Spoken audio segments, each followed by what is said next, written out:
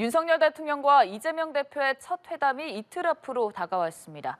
윤 대통령 취임 이후 야당 대표와의 첫 대화인데 구체적 성과를 낼 수 있을지 주목됩니다. 오늘 두 분과 이외 정치권 소식들 짚어보겠습니다. 서정욱 변호사, 장현주 민주당 법률위 부위원장 나와 계십니다. 어서 오시죠. 안녕하세요. 네, 결국 영수회담 성사됐습니다.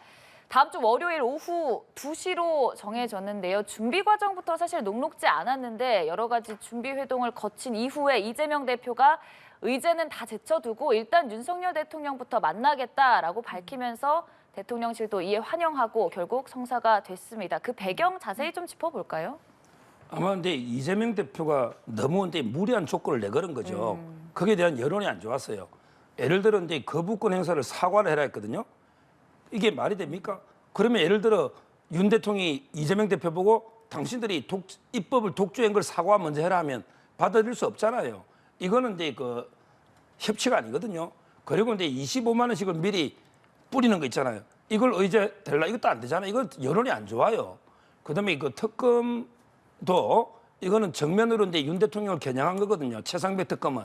따라서 이제 그 요구 조건 자체가 너무 이제 그 무리했다. 이런 여론이 이제 비판이 커지니까 아마 이제 이재명 대표는 요구 조건 다 철회하고 일단 이제 그 만나는데 주력을 두고 왜 본인도 절박하거든요. 지금 사법 리스크 지금 심각하잖아요. 따라서 이제 그 백기투항한 게 아닌가 이재명 대표가 이래 봅니다. 네. 사실 민주당 측에서는 이번 영수회담을 앞두고 여러 가지 의제들을 좀 논의 테이블에 올렸었는데 다 철회했단 말이죠. 이게 뭐 여론을 수용했다고 말씀을 해주셨는데 이 대표의 생각은 뭐였을까요? 두 가지 부분이 있었을 것 같아요. 결국 이제 총선에서 나타난 민심을 제대로 책임 있게 받드는 야당의 모습을 보여드리겠다. 이런 것이 첫 번째일 것 같은데요. 총선에서 확인된 민심은 결국 여야 간의 협치도 하고 또 소통도 하고 그리고 민주당으로서는 정권 견제를 하라. 이제 이런 것이 민심이라고 저희는 생각하고 있습니다. 그렇기 때문에 어떤 협치와 소통의 상징으로 볼 수 있는 것이 대통령과의 영수회담일 것이고 이 만남이 이루어지고 그리고 그 만남에서 실질적인 성과를 내는 것 이것이 국민들을 향한 책임 있는 야당의 자세라는 것 이 부분도 이재명 대표가 고려를 한 것으로 보입니다. 물론 이제 실무 협상 과정에서 여러 가지 좀 삐걱거리는 모습이 있었던 건 분명한데요. 물론 그 과정에서 뭐 민주당이 무리한 요구를 한 것 아니냐 뭐 이런 반박도 국민의힘 내부에서 나올 수 있겠지만 저는 그 부분은 좀 동의하기 어렵습니다. 일단 대통령께서 이재명 대표를 만나서 일단 들어보겠다 이렇게 말씀도 하셨고요. 그리고 대통령께서 이제부터 정치하는 대통령도 되겠다라는 말씀까지 하셨습니다. 사실 그 얘기는 아무리 불편한 이야기라도 함께 의제를 꺼내놓고 서로의 시각차를 대화와 또 타협 과정에서 좁혀보는 것 이게 정치 아니겠습니까? 사실 그런 말씀을 국민들께 이미 한 상황이었기 때문에 의제가 조율되지 않아서 실무협상에서 삐걱거리는 모습은 저는 오히려 대통령실에게 굉장히 큰 부담이었을 거라고 생각이 들거든요. 일단 야당 그 민주당 대표로서 이재명 대표가 먼저 이런 부분에 대해서 통 크게 의제를 접어놓고 일단 만나자라고 이야기한 것은 이제 두 번째로 봤을 때는 정치적인 측면에서도 이번 영수회담이 사실 시작도 하기 전에 뭐 이른바 주도권 다툼에서는 이재명 대표가 주도권을 쥐고 가는 것이 아니겠느냐라는 분석을 할 수 있을 것 같습니다. 사실 우리가 씨름을 할 때 삿바 싸움이 가장 중요한 것이고 삿바를 누가 잘 쥐느냐가 가장 중요할 텐데 일단 이재명 대표가 어제 영수회담에서 의제 제한 없이 통 크게 만나자라는 제안을 하고 이제 그다음에 이 영수회담 자체가 굉장히 빠르게 뭐 오후 2시로 이제 정해지는 그런 모습들이 보여졌거든요. 적어도 이재명 대표가 삿바 싸움에서만큼은 주도권을 쥔 것이 아니겠느냐라는 생각 듭니다. 네. 자, 식사 대신 차를 마시면서 진행되고요. 의제 제한을 두지 않으면서 다음 주 월요일 오후 2시에 영수회담이 이루어집니다. 사실 의제 제한을 두지 않았기 때문에 오히려 또 자연스럽게 여러 가지 얘기가 오고 가면서 대통령실에 부담이 될 수도 있지 않냐라는 해석도 있고요. 반대로 민주당 입장에서 좀 성과 없이 끝날 수 있지 않냐 의견이 있는데 어느 방향으로 좀 모습이 나타날까요? 일단 이제 먼저 그 형식부터 보면요. 대통령이 이제 가장 그 신뢰하는 사람은 만찬을 합니다. 홍준표 시장이 4시간 했죠. 그다음에 신뢰하면 오찬을 합니다. 한동훈 위원장 비대위 오찬하자니까 거절했잖아. 몸 아프다고. 그다음에 가장 신뢰가 안 가면 차담회. 차 한잔 먹고 와라. 이게 차담회예요. 크게 보면 이제 예우는 만찬, 그다음에 오찬, 그다음에 차담회. 이 말은 이제 그냥 차 한잔 하고 할 말 있으면 하고 가라. 이런 이제 저는 예우로 봐요. 지금 대통령은요. 청이 불합. 저 한자 성어 신좋은데 청. 그냥 들으면 돼요. 경청할 때 청. 청이 듣지 말고 불합, 합의에는 이러지 마라. 섣부른 무리한 요구에 합의하면 안 된다는 거죠. 25만 원에 뿌리자는데 합의하면 안 됩니다. 또는 이제 최상병 특검하자는데 합의하면 안 돼요. 그다음에 이재명 대표가 지명하는 총리 따르면 안 됩니다. 대통령 인사권자는 윤석열입니다. 따라서 저는 그냥 들어만 보고 차 한잔 먹고 가시오. 요 정도 해야지. 여기에 뭐 섣부른 말도 안 되는 게 요구 조건 합의를 해서는 오히려 이제 대통령께 부담이 된다. 이렇게 봅니다. 아, 그러면 뭐 민생지원금 25만 원 또 뭐 특검법 같은 거 의제는 오고 갈 수 있지만 그냥 듣는데 그친다 이 정도로 생각하시는 건가요? 그렇죠. 청의 불합 합의는 하지 말고 듣기만 듣고 원래 대통령도 한번 들어보자고 불렀잖아요. 이런 말도 안 되는 게 요구에 25만 원은 이준석 대표도 반대하고 민노총도 반대합니다. 이거 말도 안 되는 정책이고 그다음에 그 특검도 지금 공수처에서 오늘 이제 그 국방관리관도 소환 조사했죠. 그다음에 포렌식 했죠. 조사하고 있잖아요. 처장도 임명했죠. 따라서 저는 공처에 맡기면 됩니다. 네.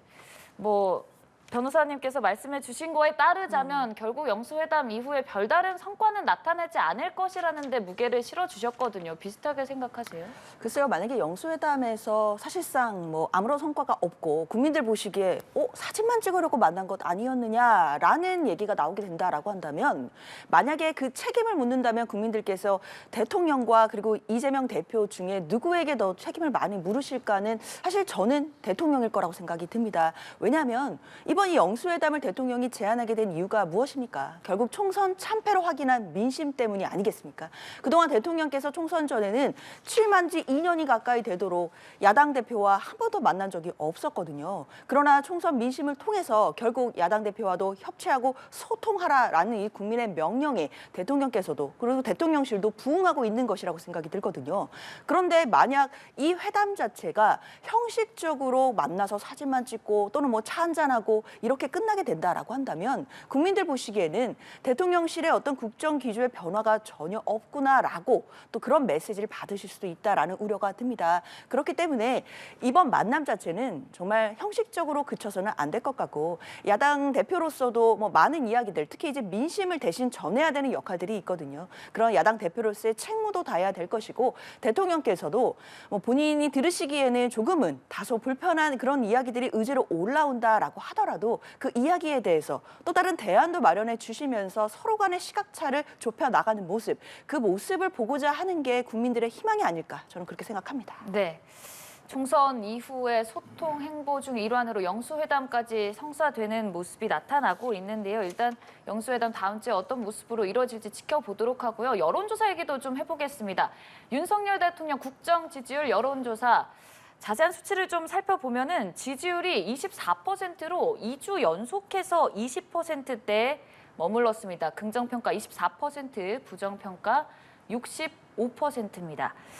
어찌됐든 국민의힘 총선 참패 이후에 윤 대통령이 좀 변화를 보여주려고 하는 모습이 계속 이어졌습니다만 지지율은 계속 좀 횡보하는 모습이란 말이죠. 그 이유는 뭐라고 봐야 될까요? 뭐 지금 이제 그 총선 패배하고 이제 그 실망감에 뭐 20%대 2주 연속 나왔는데요. 네. 저것만 있는 게 아니고요. 저 앵커님 부담을 위해서 제가 다 읽어드릴게요. 네. 또 이렇게 다 안 읽어주면 또 네, 여론 좋습니다. 해야 되니까.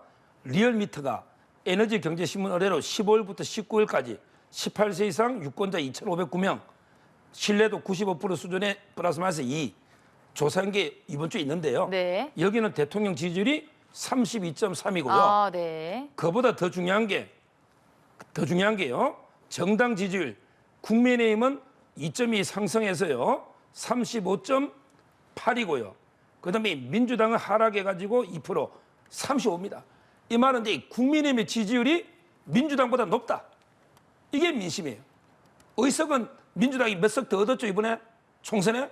근데 지금 총선 끝나고 민주당이 얼마나 오만했으면 지지율이 국민의힘보다 집니까? 이게 리얼미터 여론조사예요. 35.8 국민의힘, 민주당 35. 이 민심 가지고 민주당 겸손해야 됩니다. 이거 들고 회담하러 와야 돼요.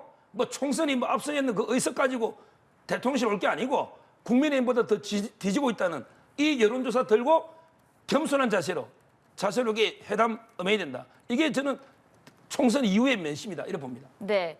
한국갤럽 조사에서는 20%대지만 또 리얼미터 조사 결과에 따르면 국정 지지율이 더 높고 정당별 지지율만 봤을 때도 국민의힘이 조금 우세한 상황이다라는 점을 좀 짚어주셨거든요. 여론조사를 여러 가지 분석해 봤을 때 현재 상황 어떻게 좀 분석하세요? 물론 여론조사라는 것이 여론조사를 하는 기관에 따라 그리고 그 방식에 따라 조금씩 그 수치는 달라질 수 있다라고 생각합니다.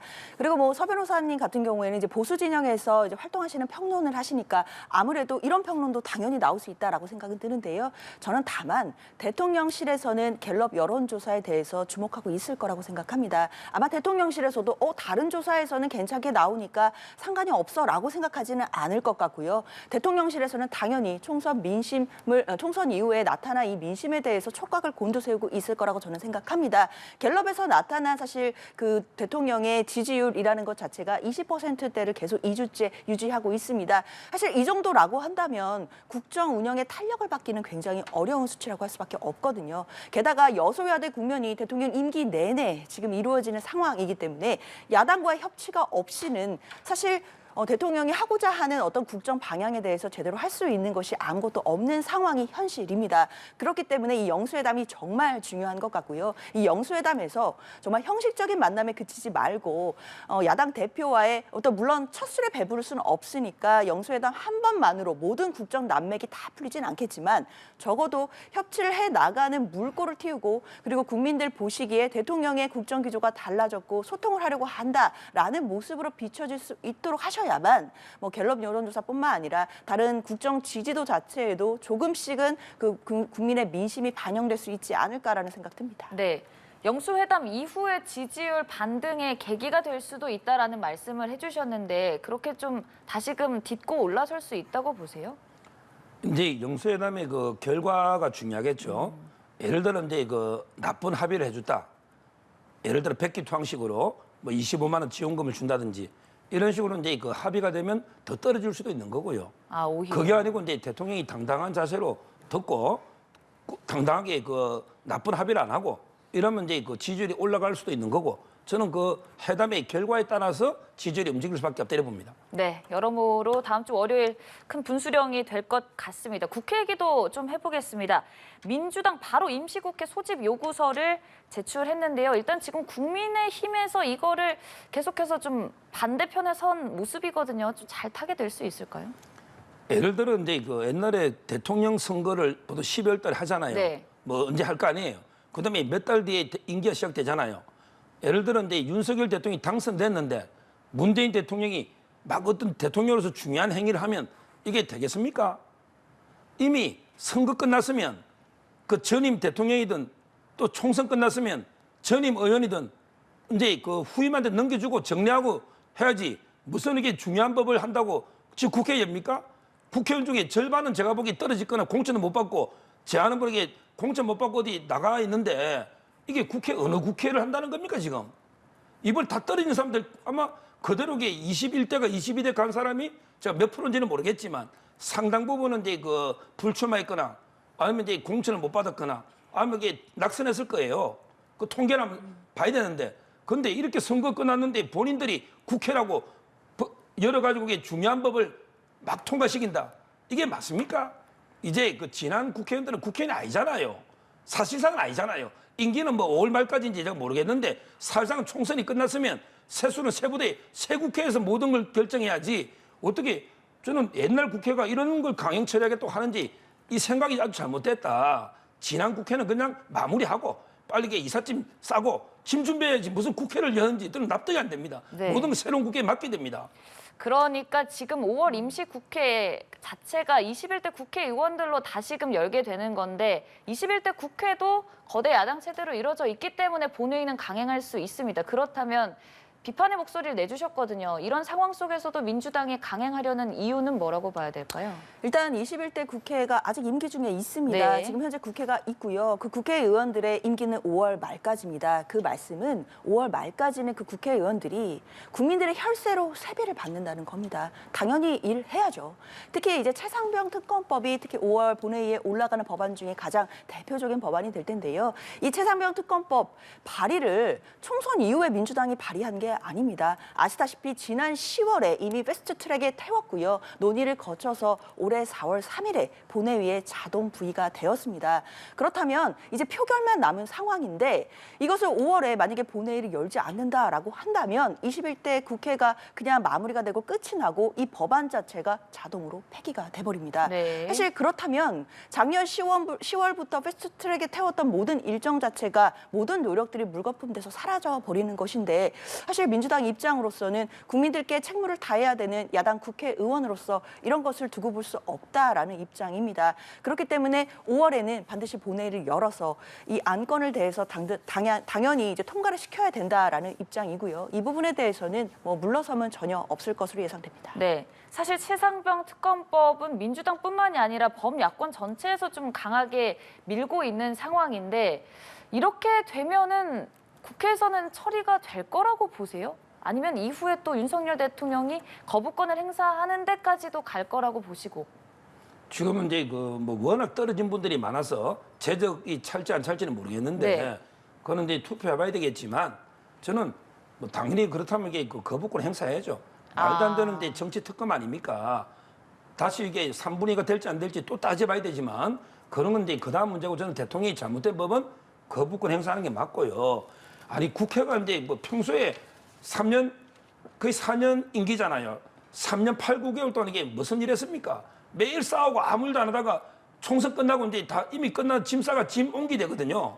근데 지금하고 한 달도 안 남았는데 일하겠다고 열어서 막 무더기로 법을 통과시킨다. 이건 말이 안 되잖아요. 아까 제가 대통령 비도 들었잖아요. 대통령도 임기는 그다음 당선자가 예를 들어 윤석열 대통령 임기가 5월 10일이다. 그러면 이제 문재인 대통령 임기는 5월 9일까지 아닙니까? 한 시간도 비어 있을 수는 없죠. 근데 이미 대선이 끝나가지고 다음 대통령이 선정됐는데 내가 이게 권한이니까 대법원장도 내가 제청하고 뭐 모든 거 내 대통령이 다 하겠다면 안 맞잖아요. 최소한 이게 후임 대통령한테 넘겨주는 게 있거든요. 국회도 저는 그래야 된다 보는 거죠. 이 중요한 최상병 특검법이 뭐가 급하다고 지금 공석하고 있는데 그 결과 보고 규명한 데서 하루 한 달 늦어진 데서 이게 최상병 죽음의 원인이 바뀝니까? 그 규명이 한 달 늦은 데서 뭐 달라집니까? 따라서 저는 이런 게 법 관행으로도 앞으로 만약에 우리 21대가 국민의힘이 다수당이었고 22대 민주당이 다수당이었다. 이럴 때 국민의힘이 막 힘의 다수당 논리로 밀어붙이면 민주당이 얼마나 반발했겠습니까? 이걸 다른 상황도 생각해 봐야 된단 말이에요. 지금은 둘 다 민주당이 다수당이지만 다수당이 바뀔 때도 있잖아요. 국회 가다 보면. 근데 전에 다수당이 이미 총선 참패하고도 옛날 다수당 숫자 가지고 밀어붙이면 그게 맞습니까? 그렇게 하면 역지사지해 보세요. 네, 거대 야당이 결국 다시 밀어붙이더라도 윤석열 대통령의 거부권 행사할 확률이 높다고 보시는데 그럼에도 다시 또 재표결하겠다 이런 강한 입장인 건가요? 그렇죠. 당연히 그렇기 때문에 5월 초에 본회의를 열어서 5월 2일에 이제 본회의를 통과시키겠다는 것이고요. 그래야만 만약에 뭐 그러시지 않을 거라고 믿고 있지만 대통령께서 만약에 거부권 행사하신다 한다면 다시 5월 말 전에 임기가 끝나기 전에 다시 본회의를 열어서 재표결할 수 있는 시간을 벌 수 있기 때문에요. 그래서 5월 2일로 일단 본회의를 소집한 것으로 알고 있습니다. 사실 이번 총선 과정에서 드러난 민심은 결국 민주당에게 정권 견제의 도구로 또 사용하시겠다는 국민의 또 어떤 그 민심이 있었다라고 보는 것이 또 민주당의 입장인데요. 그렇기 때문에 이 정권 심판론의 큰 물결 속에는 이 최상병 특검법에 대한 이야기도 있다라는 것이 민주당의 입장입니다. 총선 과정 내내 사실 이종섭 전 호주 대사에 대한 문제, 그러니까 이른바 도주 대사 논란이 있었죠. 이 부분과 관련해서 국민의힘 내부에서도 여러 가지 비판의 목소리들이 나왔던 걸로 저는 기억을 합니다. 그만큼 최상병 특검법과 관련된 이야기들은 결국 정권 심판론 그리고 정권 견제의 한 축으로서 나왔던 이야기들이고 그렇기 때문에 총선에 압승한 민주당으로서는 이 민심을 받들 수밖에 없다라는 사실도 제가 꼭 말씀드려야겠습니다. 네, 이 얘기도 좀 해보겠습니다. 홍준표 대구시장이 SNS에 글을 올린 게 화제인데요. 항성과 행성의 차이도 모르고 설치면 큰 낭패를 당한다. 이게 지금 이 글만 봤을 때는 어떤 의미인지가 와닿지 않거든요. 뭔가를 암시한 건가요? 그렇죠. 일단 항성과 행성의 차이, 뭐 저도 다시 한번 또 찾아봤는데요. 네. 항성은 뭐 스스로 빛도 내고 열도 내고 항상 그 자리에 있는 별, 그러니까 뭐 태양 같은 것을 항성이라고 하고, 행성은 스스로 빛을 내지 못하는 이제 지구같이 항성 주위를 도는 걸 행성이라고 합니다. 사실 누구를 지칭한다라고 정확히 나와 있진 않지만 네. 사실 그동안의 홍준표 시장의 어떤 메시지들을 계속해서 봤을 때는 항성은 윤석열 대통령을, 그리고 행성은 한동훈 전 비대위원장을 네. 지칭하는 것이 아니겠느냐라는 해석이 지금 주류인 것 같습니다. 그만큼 홍준표 시장으로서는 지금 계속해서 한동훈 전 위원장을 때리는 계속 메시지를 내고 있는 상황인데요. 앞서서는 이제 뭐 더 이상 한동훈 비대위원장에 대해서 이야기를 안 하시겠다, 뭐 종결이다, 뭐 이렇게 얘기를 했지만 계속해서 메시지가 나오고 있는 상황입니다. 아무래도 뭐 본인께서는 부인하시지만 사실상 뭐 대권 주자의 어떤 잠재적인 경쟁자로서 한동훈 비대위원장에 대한 또 견제 심리가 계속해서 발동하는 것 아니겠냐라는 해석 많은 것 같습니다. 네. 말씀해주신 해석에 따르면 홍준표 대구시장이 행성이 항성 이탈하면 우주 미하다. 그러니까 한동훈 전 비대위원장이 윤석열 대통령을 이탈하면 우주 미아가 된다. 이러면서 뭐 견제의 뜻을 담은 메시지다라는 거거든요. 같게 해석을 하면 될까요? 예, 그렇죠. 뭐 그거는 이제 뭐 다 누구나 그렇게 해석할 수밖에 없고요. 지금 이제 그 윤 대통령과 한 위원장이 어느 정도 이제 갈등이 있는지 저는 잘 모르겠어요. 네. 근데 만에 하나 갈등이 있더라도요, 이 갈등을 이제 그 해소해서 어떻게든 이제 보수 전체가 통합으로 갈 수 있도록 이렇게 역할을 하는 게, 저는 홍준표 시장처럼 보수의 어르신이면 갈등이 있을더라도 갈등을 풀도록, 화해시키도록 이런 식으로 노력을 해야 되잖아요. 근데 이 갈등을 이용해 가지고 경쟁자의 싹을 잘라버리자. 이번 기회에 한동훈 잘라가지고 얼씬도 못하게 만들어버리자. 이번 기회에 완전히 폐쇄자시켜버리자. 이렇게 하면 이게 됩니까? 이런 식으로 이게 보수의 어르신이라는 분이 이런 식으로 이게 그 갈등을 이용해서 오히려 이제 정적을 제거하는 이런 식의 행태를 하면 안 되고, 제가 이제 굳이 그 행성으로 비유하면요. 네. 그 윤 대통령이 항성 태양이고요. 자, 그다음에 한동훈 위원장이 주위를 두는 행성 지구다. 지구다. 이러면요. 홍준표 시장은 지구 주위를 도는 게 또 있잖아요. 달. 이걸 위성이랍니다.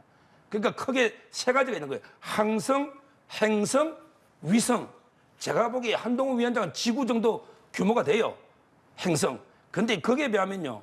진짜 홍준표 시장은 그 지구 주위를 도는 달 정도, 위성 정도 무게감이 지금 우리 자유파의 지지 여론이 그 정도입니다. 한동훈 위원장이 홍준표 시장보다 압도적입니다. 지구하고 달입니다. 달인분이 자꾸 이게 지구 한동훈 위원장을 비판하면 안 되죠. 그러면은 한동훈 전 비대위원장과 윤석열 대통령이 뭐 만남이 불발됐잖아요. 건강상의 이유라고는 밝혀졌습니다만 결국 다 봉합될 거라고 보시는 건가요? 그렇죠. 선거 과정의 모든 섭섭함이나 이런 거는 잊어야죠. 하루 만에 못 잊으면 몇 날 며칠이 걸려도 잊어야죠. 잊어야 됩니다. 그리고 하나가 돼야 됩니다. 두 분은 운명 공동체예요. 두 분이 떨어져서는 윤 대통령도 이게 그 국정 수행이 어렵고 한 위원장도 미래가 없습니다. 두 분은 이게 다시 하나로 이게 합쳐야 된다. 이게 보통 사람들의 의견입니다. 네, 알겠습니다. 이제 좀 여야 내부적인 상황도 얘기해 보도록 하겠습니다. 총선 이후에 사령탑을 누가 될 것이냐를 두고 치열한 레이스가 벌써부터 펼쳐지고 있는데요. 국민의힘 원내대표 선거를 두고 벌써부터 하마평에 오르는 사람들이 있습니다. 지금 유력 인사로 꼽히는 인물 누굽니까? 원내대표는 이제 그 이철규 의원이 그 많이 꼽히고 있고요. 네. 그다음에 또 대학마로 영남의 그 김도읍 의원, 뭐 이런 분도 이제 거론되고, 또 충청권에 보면 이제 그 성일종 의원, 이런 이제 여러분들이 거론되고 있고, 지금은 이제 이철규 의원에 대해서 뭐 친윤인데 또 놓으면 이게 반성 안 하는 거 아니냐 이런 식으로 이게 비판하는데, 그래도 이게 국민의힘은 경선을 합니다. 누가 넣어도 이게 경선을 합니다. 경선도 못 하고 무조건 이게 박찬대 해. 이러니까 이재명 대표 한마디에 그냥 다 사퇴해버리고, 서영교, 뭐 김민석 그런 게 일당 독재, 완전히 민주당에서 뭐 어떤 게 비판할 건 아니다. 자기들은 경선도 못 하잖아요. 그래도 국민의힘은 친윤이 넣든 누가 넣든 경선합니다. 훨씬 민주적으로 갑니다. 네, 그렇다면 좀 반대 얘기들도 들어볼 필요가 있을 것 같은데, 바깥에서 보셨을 때 지금 일단 이철규 의원으로 많이 가닥이 잡힌 모습이거든요. 결국에는 친윤 쪽으로 간다고 보세요? 아니면 경선을 통해서 좀 다른 인물들이 부상할 수 있다고 보세요? 뭐 현재까지로서는 뭐 이제 친윤계라고 할 수 있는 이철규 의원의 원내대표 설이 좀 가장 유력한 얘기인 것 같기는 합니다. 그러나 다만 저는 일단 만약에 누구든 뭐 이철규 의원을 비롯해서 어떤 분이 뭐 국민의힘의 원내대표가 되시더라도 지금 상황에서 가장 중요한 건 야당과의 협상력일 것 같습니다. 당연히 또 거대한 야당을 상대해서 국회 내에서 여러 가지 일정들이라든지 뭐 안건이라든지 이런 부분들을 협상해 내야 될 텐데요.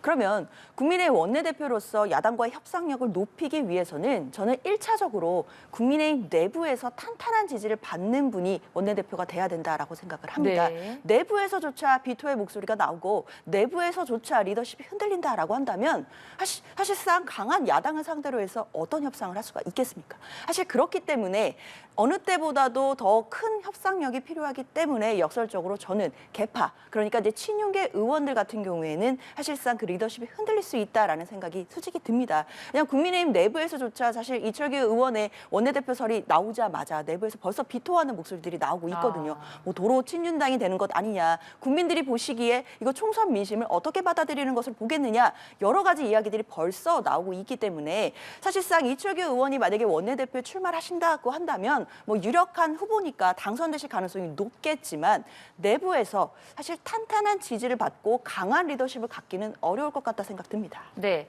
당장 5월 1일부터 국민의힘 원내대표 후보 등록이 시작이 되는데 오히려 이 내부적으로 힘을 받으려면 친윤계 후보보다는 좀 다른 쪽이 더 낫지 않냐라는 의견을 내주셨거든요.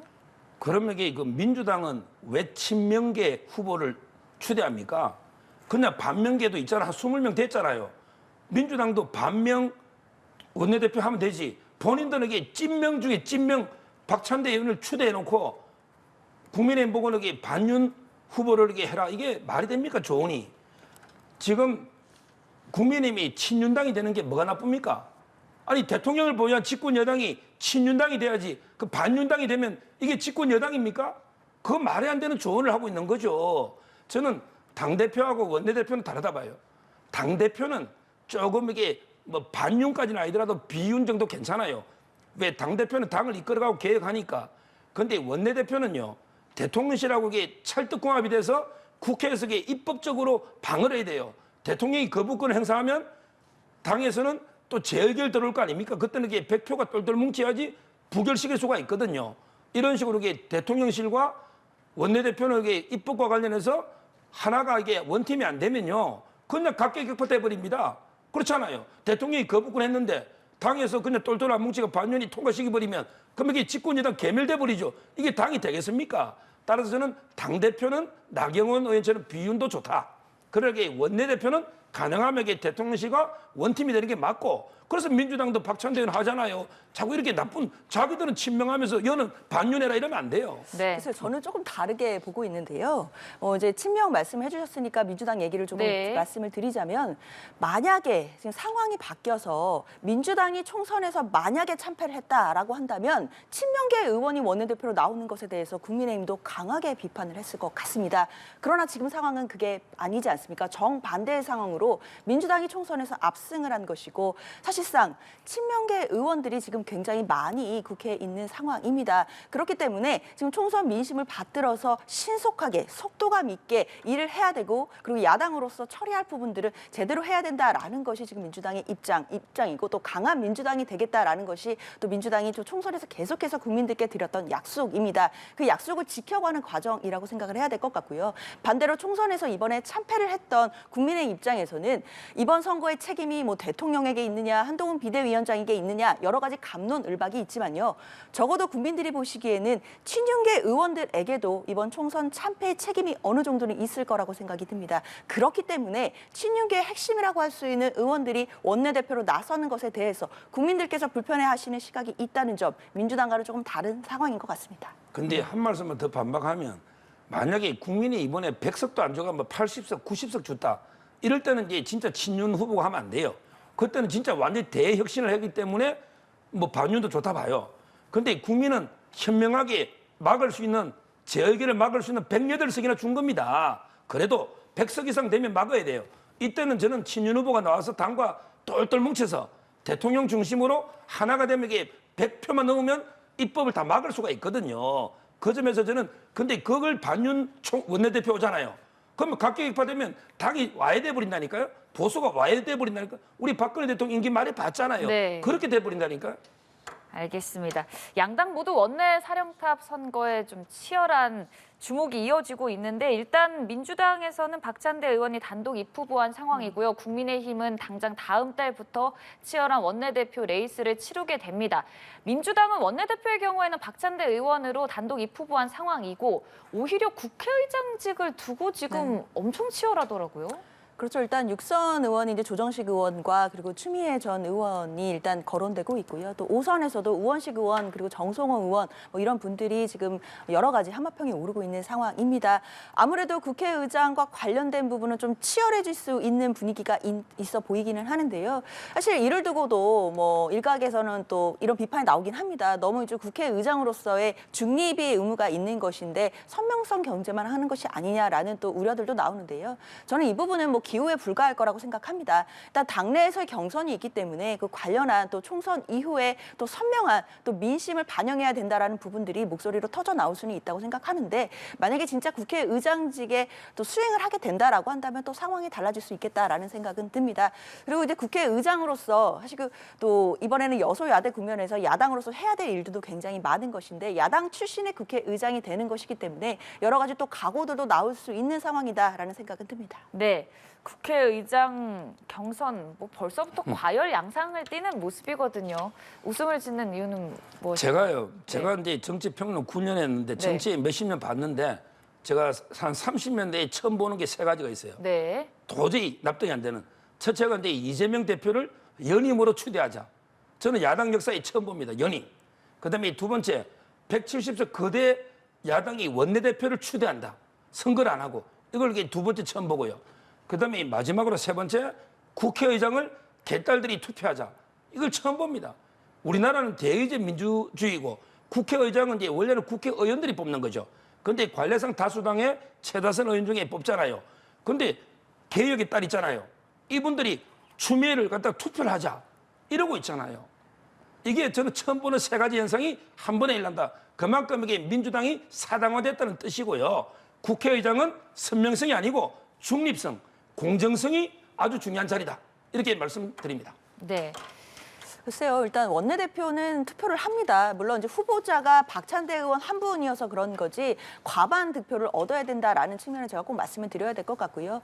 그리고 뭐 당원들이 국회의장을 뽑는 부분에 대해서는 일각에서 얘기가 나온 적은 있지만 사실상 불가능하고 의원들이 결국에는 국회의장을 뽑게 된다는 것도 말씀드려야 될 것 같습니다. 네, 알겠습니다. 지금까지 서정욱 변호사, 장현주 민주당 법률위 부위원장과 함께했습니다. 고맙습니다. 감사합니다.